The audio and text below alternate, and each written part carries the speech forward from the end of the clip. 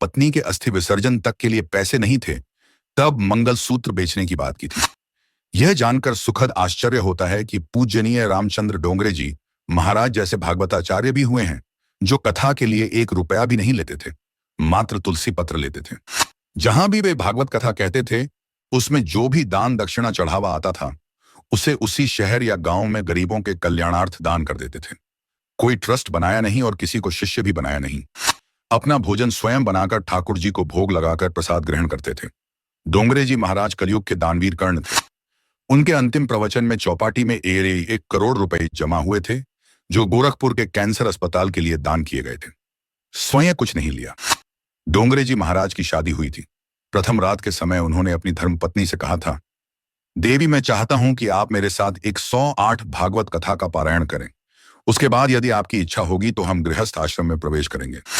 इसके बाद जहां जहां डोंगरे जी महाराज भागवत कथा करने जाते, उनकी पत्नी भी साथ जाती।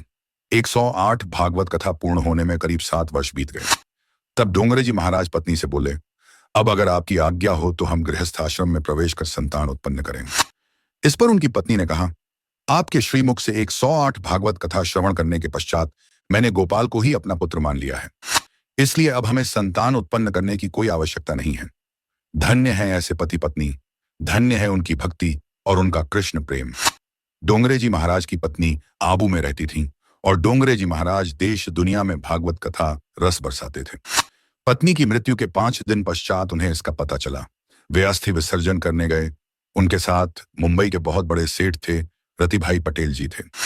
उन्होंने बाद में बताया कि डोंगरे जी महाराज ने उनसे कहा था कि रतिभाई मेरे पास तो कुछ है नहीं और अस्थि विसर्जन में कुछ तो लगेगा, क्या करें?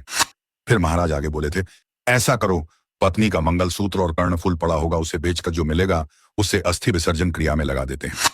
सेठ रतिभाई पटेल ने यह बात रोते हुए बताई थी। जिन महाराज श्री के इशारे पर लोग कुछ भी करने को तैयार रहते थे, वह महापुरुष कह रहा था कि पत्नी के अस्थि विसर्जन के लिए पैसे नहीं हैं। हम उसी समय मर क्यों न गए? फूट फूट कर रोने के अलावा मेरे मुंह से एक शब्द नहीं निकल रहा था। सनातन धर्म ही सर्वोपरि है।